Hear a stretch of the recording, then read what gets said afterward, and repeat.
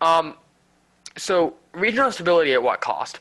I would agree with you that to a certain degree, there are definitely a lot of regrettable circumstances in the Israeli-Palestine conflict. It is really a horrible, horrible conflict. However, one could make an argument, why is the blame for the entire conflict lie on Israel? Why does it not equally lie with a Palestinian population that continues essentially armed resistance in every single form? There are no war crimes without a war. I think if there was a one-state solution under the Israeli government, which was internationally monitored so it did not turn into an apartheid state, that could legitimately improve the lives of Palestinians in the region massively.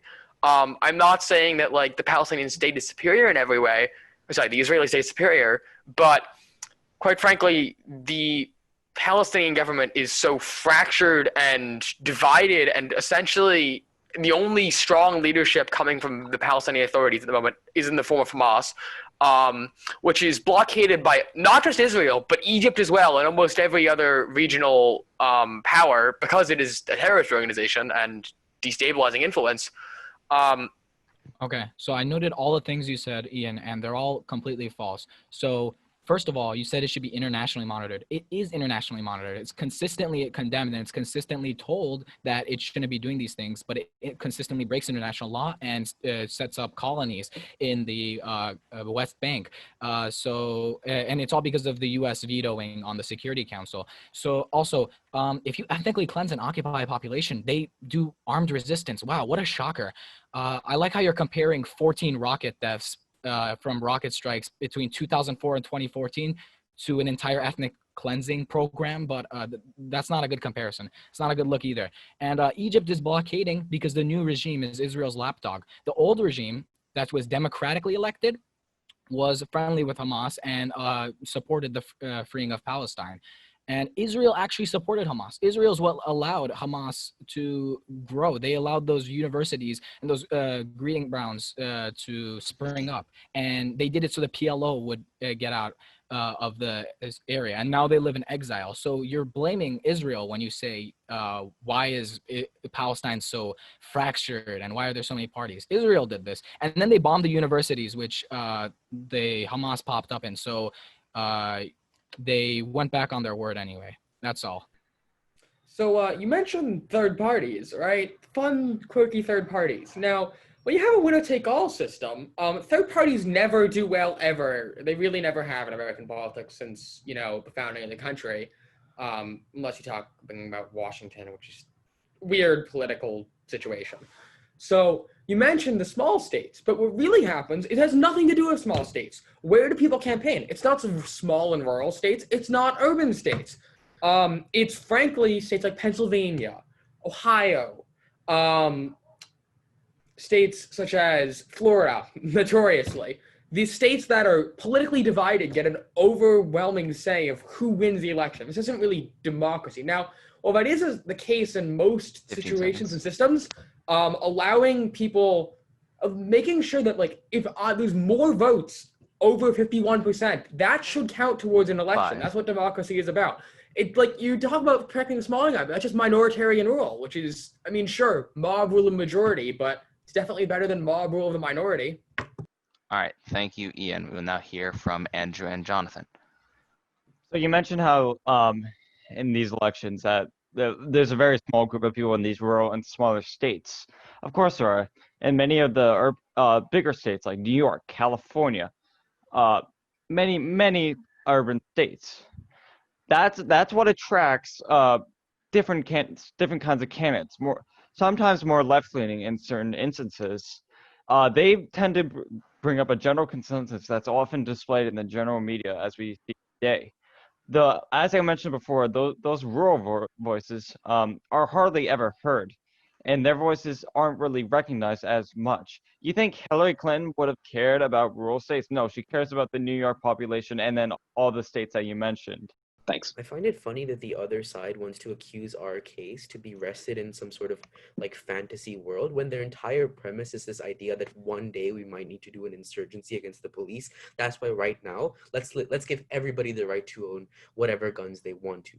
I find that such a small ideology on which their case lies. I think I can't buy into that immediately. But more importantly, let's go into what Steve said about there already being good enough background checks. One, that's simply not the case. 94% of voters do want stronger background checks. That's true. That's a fact. But the problem is that is not reality. The reality is that those background checks are not strong right now. The reality is that people are still getting guns that don't deserve guns. There's a reason that in America there's far, far more mass shootings than there's ever been in most 15 countries seconds. combined.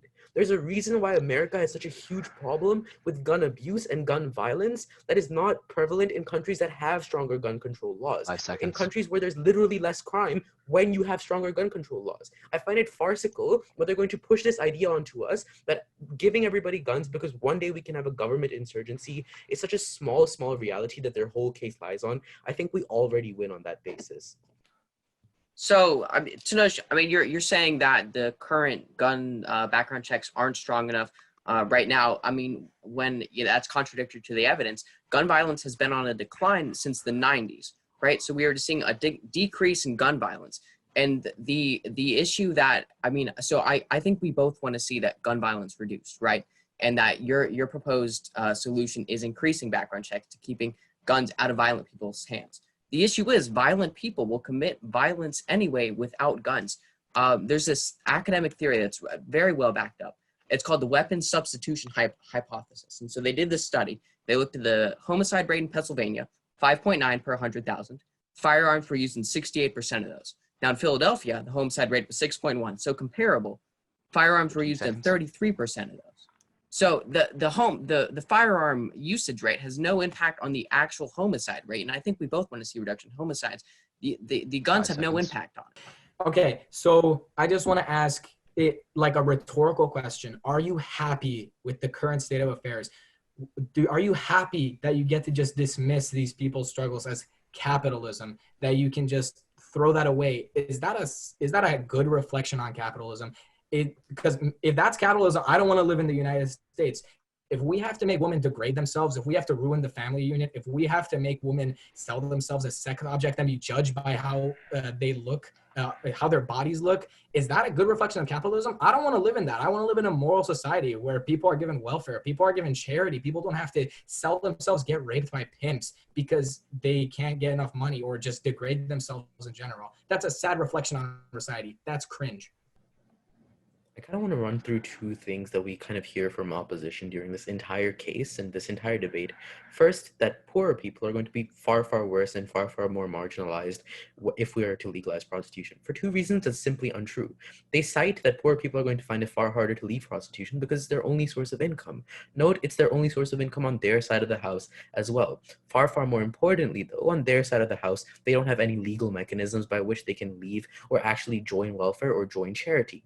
We're fine with legalizing prostitution and we're fine with giving them charity. I think those two things aren't mutually exclusive. Those two things can exist on our side of the house as well. But far more importantly, we give those prostitutes the ability and we stand for those prostitutes and we give them the ability to go and report what happened to them to the police. We give those very poor people that are forced into that society to at the very least serve in their jobs in a far, far better way, in a far, far safer way, as we've highlighted to you throughout this debate. Because we're not only destigmatizing prostitution, we're normalizing prostitution, we're allowing for rape cases to 1 minute. decline, we're allowing for SCTs to decline, we're allowing for government regulation within these areas. To that, they say there's going to start being gray areas.